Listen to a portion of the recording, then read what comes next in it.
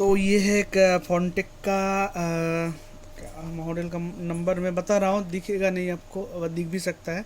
तो ZX i945LM version 4.0। तो इसमें एक लेटेस्ट प्रॉब्लम है, मैं शेयर करता हूँ प्रॉब्लम को। देखो, मुझे भी थोड़ा सा टाइम लगा है ढूंढने में, क्योंकि मुझे भी मिल नहीं रहा था, क्योंकि सीक्वेंस में समझ नहीं पा रहा था, क्योंकि कार्ड में कुछ और रहा था, वोल्टेज सीक्वेंस कुछ और रहा था, पर प्रॉब्लम मुझे कुछ मिला है अलग जगह से। तो जहाँ से मुझे प्रॉब्लम मिला है वैसे ही मैंने चेक करके रख दिया है, और अभी मैं दिखाता हूँ बोर्ड में प्रॉब्लम क्या है और सलूशन क्या है। तो देखो, ये एक फोनटेक का 945 का बोर्ड है, DDR2 सपोर्टेड।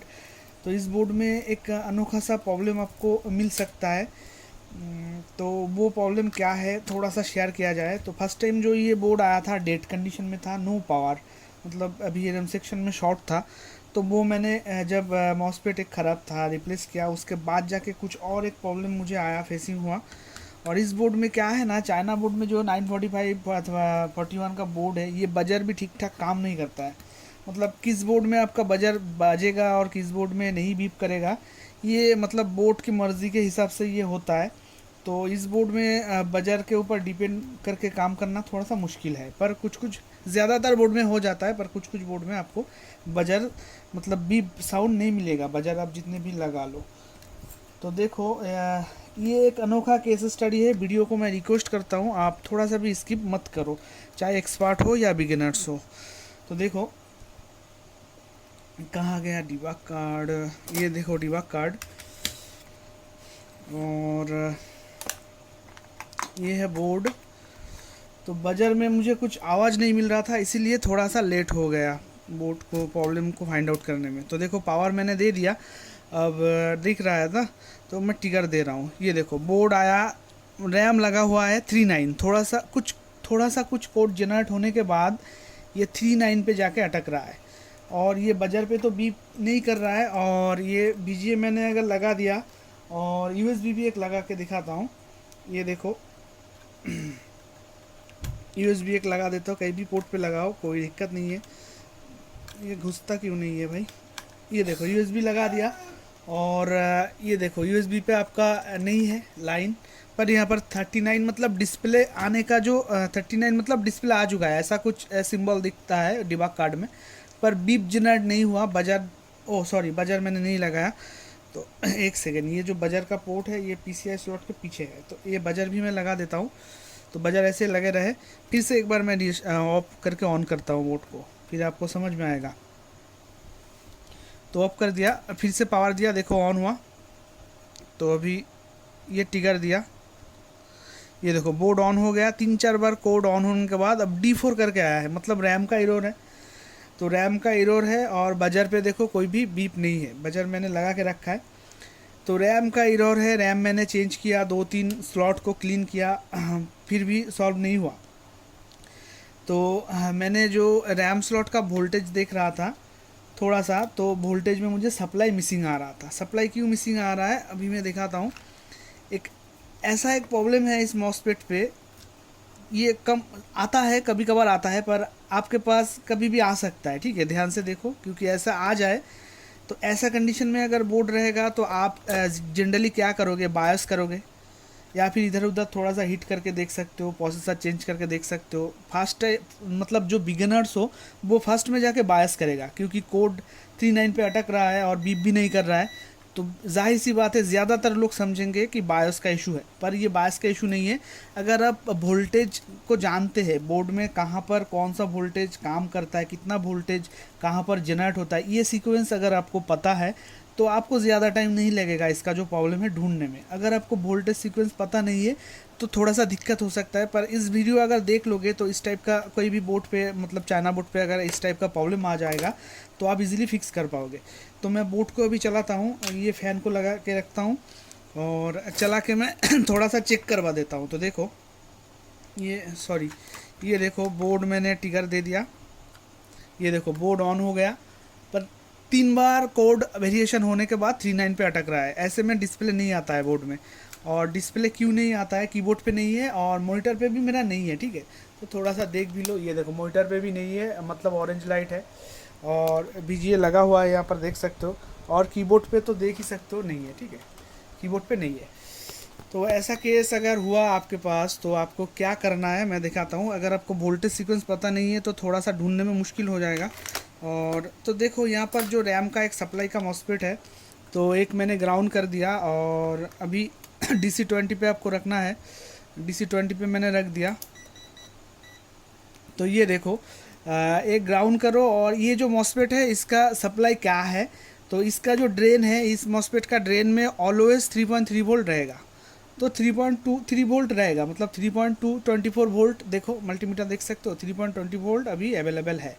और इस मॉसफेट का जो सोर्स है, इस सोर्स में मॉसफेट का मतलब आपका 1.8 से लेके 1.9 वोल्ट तक रहेगा। और मॉसफेट का जो गेट है इसमें लगभग 4 वोल्ट 5 वोल्ट समथिंग रहेगा, पर यहाँ पर 3.17 वोल्ट है। और सोर्स पे जो मॉसफेट का है ये 3.22 वोल्ट सप्लाई कर रहा है। अभी जो रैम अगर मैं लगाया तो ज़्यादा टाइम रखूँगा तो रैम हीट हो रहा है, रैम ख़राब हो जाएगा। रैम ऑटोमेटिकली हीट होना चालू हो गया है। तो मैंने जब रैम को हाथ लगाया तो देखा बहुत ही हीट हो रहा है रैम। तो बाद में मुझे प्रॉब्लम को पता चला कि भाई ज़रूर सप्लाई में कुछ गड़बड़ है। तो जब भी मैंने चेक किया तो फिर से एक बार दिखा के समझा देता हूँ। अगर बाय डिफ़ॉल्ट आपका ऐसा केसेस आ जाए, ऐसा बोर्ड आ जाए, तो आप क्या करोगे। ये बोर्ड चला दिया, देखो बोर्ड में कोड जनरेट होने के बाद E0 पे अभी अटका हुआ है डिबग कार्ड पे। तो देखो इस बोर्ड में DC20 पे लेना है। इस मॉसफेट को आपको एक बार चेक कर लेना है। इस मॉसफेट के ड्रेन पे ऑलवेज 3.4 वोल्ट रहेगा या फिर 3.3।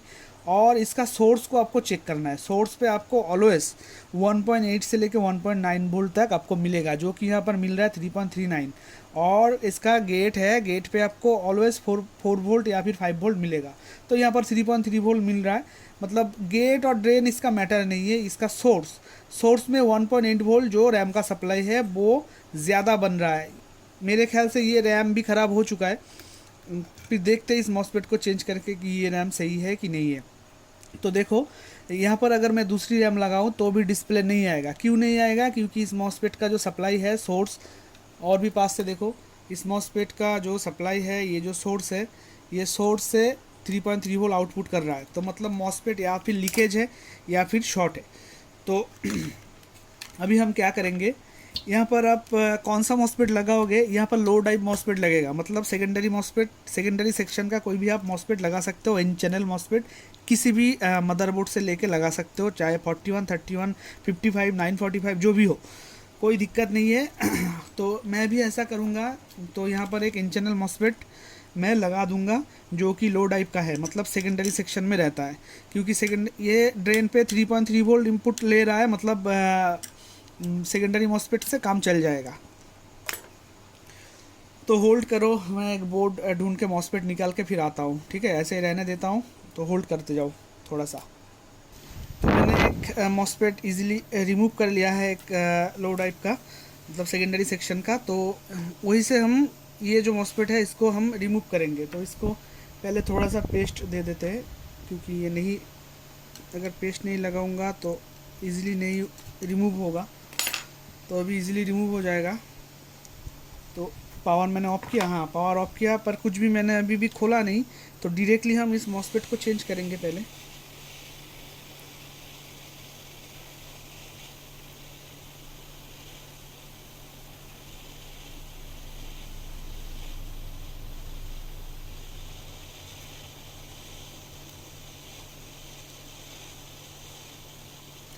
तो इसको उठाने के बाद हम चेक करेंगे कि ये लीकेज है या फिर शॉर्ट है, ठीक है? तो उसे ही पता चल जाएगा। और पता तो वोल्टेज देख के आपको इजीली चलेगा, क्योंकि सोर्स से कभी भी इस मॉसफेट, अगर इस आर्किटेक्चर का बोर्ड हो एज़ पर रिक्वायर्ड, इसका जो ड्रेन में 3.3 रहेगा, तो सोर्स में ऑलवेज 1.8 फिर 1 या फिर 1.9 वोल्टेज रहेगा, जो कि DDR2 का सप्लाई है। ये आपको जानना ज़रूरी है कि DDR2 मदरबोर्ड में रैम का सप्लाई कितना बनता है। ये रैम का डेटा शीट मेरे पास है, किसी को चाहिए तो भाई मांग लेना, ठीक है? क्योंकि ये नहीं रहेगा तो आपको काम करने में दिक्कत हो सकता है। आपको जानना है कि रैम का सप्लाई कितना है। अगर आपको पता ही नहीं है कि रैम का सप्लाई क्या है, तो आप बोर्ड तो सॉल्व नहीं कर पाओगे और ढूंढते फिरोगे वीडियो, पर मिलेगा भी नहीं यूट्यूब पे वीडियो। क्योंकि आप जो चाहते हो वो तो आप जानते नहीं हो कि आप क्या चाहते हो, इसीलिए उस टाइप का वीडियो आपको नहीं मिलेगा। अगर आप जानते हो आप क्या चाहते हो तो फिर सर्च करोगे तो वीडियो मिल जाएगा, किसी ना किसी का चैनल पे तो मिल ही जाएगा। पर आप जानते ही नहीं हो कि आप क्या चाहते हो तो कैसे मिलेगा आपको वीडियो? आपको पता ही नहीं है इसका वोल्टेज कितना इनपुट है आउटपुट है, आपको पता नहीं है। अगर ऐसा पता अगर नहीं है आपको तो फिर आप कुछ भी वीडियो ढूंढ लो, सोल्यूशन आपको नहीं मिलेगा और खामाखा बोट को 2 दिन बाद रिटर्न करना पड़ेगा। यही होता है ज़्यादातर जो बिगिनर्स होते हो उनके साथ यही होता है। पर मेरे साथ भी होता था, तो मैं बोल रहा हूँ मतलब मेरे साथ भी होता है इंक्लूडिंग मी। मेरे साथ भी हुआ है, बहुत साल पहले भी होता था जब फर्स्ट टाइम काम करते थे, तब तो वीडियो नहीं बनाया करते थे। वीडियो तो मैं रिसेंटली देना शुरू किया, 1 साल हुआ है, ज़्यादा नहीं हुआ है। तो देखो ये जो मॉस्फेट हमने रैम सेक्शन से निकाला और रैम का सप्लाई का मॉस्फेट है, तो अभी कंटिन्यूटी मोड पे जाएंगे, मतलब डायोड बाजार मोड पे जाएंगे। तो देखते हैं ये मॉस्फेट वाकई में शॉर्ट है कि नहीं।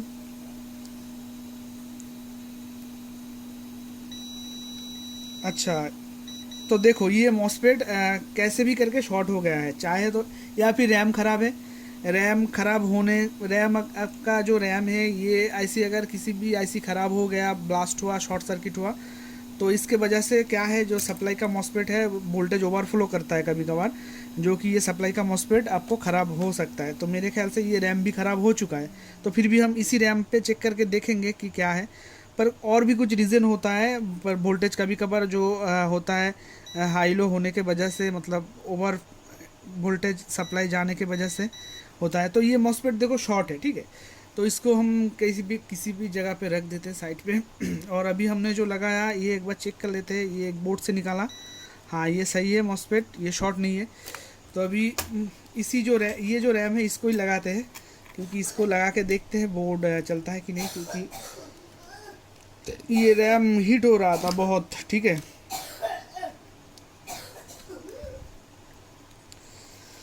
तो चलो देख लेते हैं एक बार क्या करते हैं, ये चलता है कि नहीं।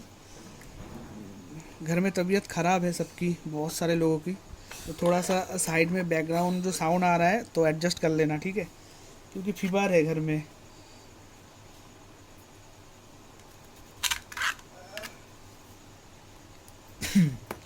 तो अभी सिंपली एक बार पावर देंगे और फ़ैन को लगाता हूँ, ये जो फ़ैन है इसको लगा देता हूँ और एक बार चला के देखता हूँ कि इसका रैम सही है कि नहीं। तो लगा दिया, बजर लगाया हुआ है, ये देखो अब जाके ये बीप दिया है। मतलब जो है हमारा मॉस्फेट, ये जो मॉस्फेट था यही ख़राब था, जो कि रैम हीट हो रहा था। अब देखो रैम का कोई भी हीटिंग नहीं होगा। तो थोड़ा सा पॉज करता हूँ, खांसी हो रहा है घर में। तो अभी देखो इसका जो डिस्प्ले है अभी प्रॉपर्ली आ चुका है। कीबोर्ड तो लगा के रखा था ऑलरेडी, मैंने देखा था कीबोर्ड और बीजीए लगा हुआ था। ये देखो कीबोर्ड पे आ चुका है लाइन, देखो ये स्टे क्यों नहीं कर रहा है भाई। तो स्टे कर नहीं रहा है, तो और एक पोर्ट पे लगा के देखते हैं।